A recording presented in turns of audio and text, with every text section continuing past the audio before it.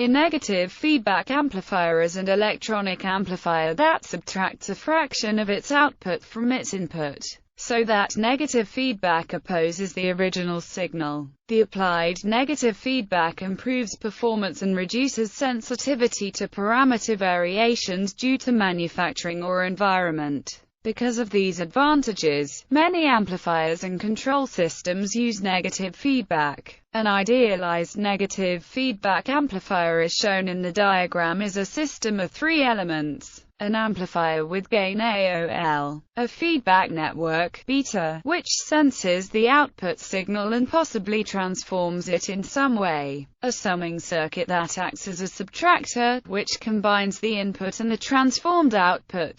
Overview. Fundamentally, all electronic devices that once provided power gain are nonlinear. Negative feedback trades gain for higher linearity, and can provide other benefits. If not designed correctly, amplifiers with negative feedback can become unstable, resulting in unwanted behavior such as oscillation. The Nyquist stability criterion developed by Harry Nyquist of Bell Laboratories is used to study the stability of feedback amplifiers. Feedback amplifiers share these properties. Pros: can increase or decrease input impedance, can increase or decrease output impedance, reduces distortion, increases the bandwidth, desensitizes gain to component variations, can control step response of amplifier. Cons: may lead to instability if not designed carefully. Amplifier gain decreases. Input and output impedances of a negative feedback amplifier become sensitive to the gain of an amplifier without feedback, that exposes these impedances to variations in the open-loop gain.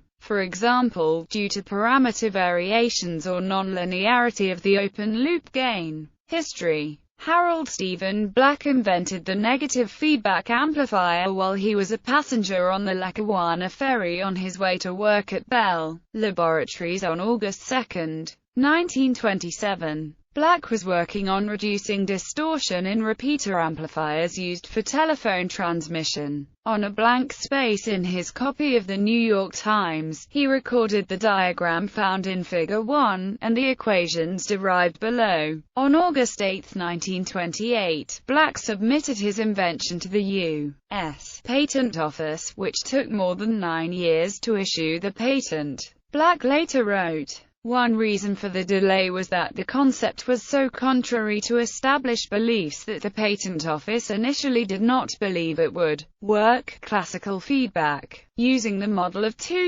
unilateral blocks, several consequences of feedback are simply derived. Gain reduction below, the voltage gain of the amplifier with feedback, the closed-loop gain AFB, is derived in terms of the gain of the amplifier without feedback, the open-loop gain AOL, and the feedback factor beta, which governs how much of the output signal is applied to the input.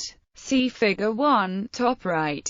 The open-loop gain AL in general may be a function of both frequency and voltage. The feedback parameter beta is determined by the feedback network that is connected around the amplifier. For an operational amplifier, two resistors forming a voltage divider may be used for the feedback network to set beta between 0 and 1. This network may be modified using reactive elements like capacitors or inductors to give frequency-dependent closed-loop gain, as in equalization, tone control circuits, or construct oscillators. The gain of the amplifier with feedback is derived below in the case of a voltage amplifier with voltage feedback. Without feedback, the input voltage Vin is applied directly to the amplifier input.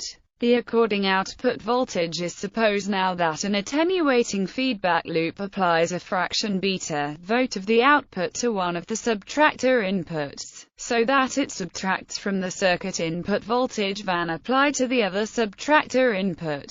The result of subtraction applied to the amplifier input is substituting for V in the first expression. Rearranging then the gain of the amplifier with feedback, called the closed-loop gain, AFB is given by, if AOL greater than 1, then AFB1, beta, and the effective amplification AFB is set by the feedback constant beta, and hence set by the feedback network, usually a simple reproducible network, thus making linearizing and stabilizing the amplification characteristics straightforward. Note also that if there are conditions where beta AL equals -1, the amplifier has infinite amplification, it has become an oscillator, and the system is unstable. The stability characteristics of the gain feedback products beta AOL are often displayed and investigated on a Nyquist plot. A simpler, but less general technique uses Bode plots. The combination L equals beta AOL appears commonly in feedback analysis and is called the loop gain. The combination also appears commonly and is variously named as the desensitivity factor or the improvement factor. Bandwidth extension feedback can be used to extend the bandwidth of an amplifier at the cost of lowering the amplifier gain. Figure 2 shows such a comparison. The figure is understood as follows. Without feedback, the so-called open-loop gain in this example has a single time constant frequency response given by where Fc is the cutoff or corner frequency of the amplifier. In this example, Fc equals 104 Hz and the gain at zero frequency AO equals 105 V. The figure shows the gain is flat out to the corner frequency and then drops. When feedback is present, the so-called closed-loop gain, as shown in the formula of the previous section, becomes. The last expression shows the feedback amplifier still has a single time constant behavior, but the corner frequency is now increased by the improvement factor, and the gain at zero frequency has dropped by exactly the same factor. This behavior is called the gain-bandwidth trade-off. In Figure 2, equals 103, so AFB equals 105, 103 equals 100 V, and FC increases to 104 times 103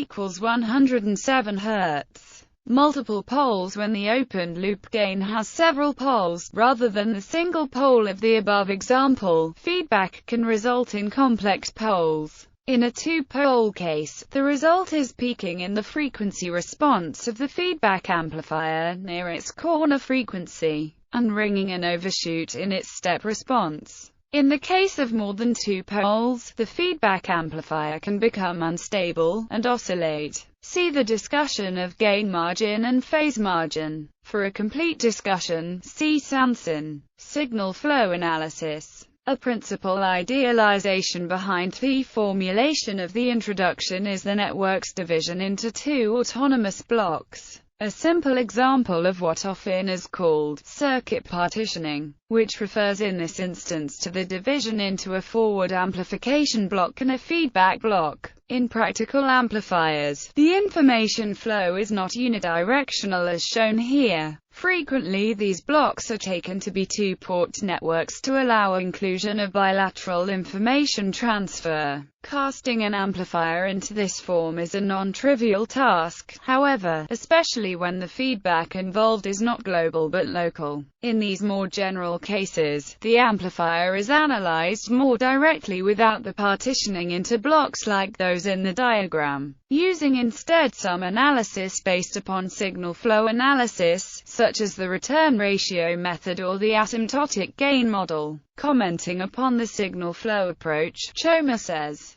in contrast to block diagram and two-port approaches to the feedback network analysis problem, signal flow methods mandate no a priori assumptions as to the unilateral or bilateral properties of the open loop and feedback subcircuits. Moreover, they are not predicated on mutually independent open loop and feedback subcircuit transfer functions, and they do not require that feedback be implemented only globally. Indeed, signal flow techniques do not even require explicit identification of the open loop and feedback subcircuits. Signal flow thus removes the detriments pervasive of conventional feedback network analyses, but additionally, it proves to be computationally efficient as well. Following up on this suggestion, a signal flow graph for a negative feedback amplifier is shown in the figure, which is patterned after one by D'Amico al. Following these authors, the notation is as follows.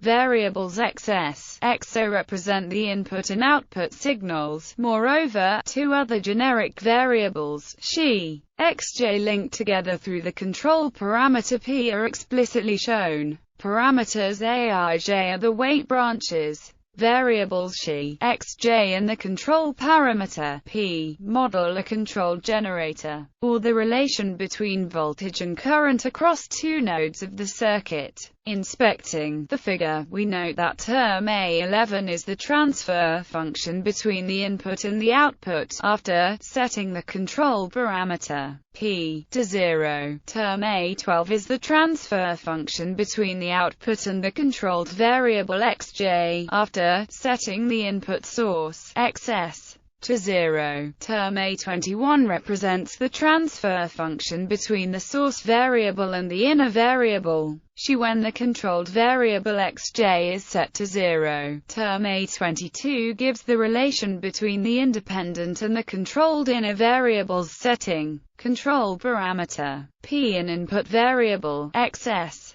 to 0. Using this graph, these authors derive the generalized gain expression in terms of the control parameter p that defines the controlled source relationship xj equals p xi. And combining these results, the gain is given by. To employ this formula, one has to identify a critical controlled source for the particular amplifier circuit in hand. For example, P could be the control parameter of one of the controlled sources in a two-port network, as shown for a particular case in D'Amico al. As a different example, if we take A12 equals 1, P equals A, A22 equals beta and A11 equals 0, we regain the simple two unidirectional block result.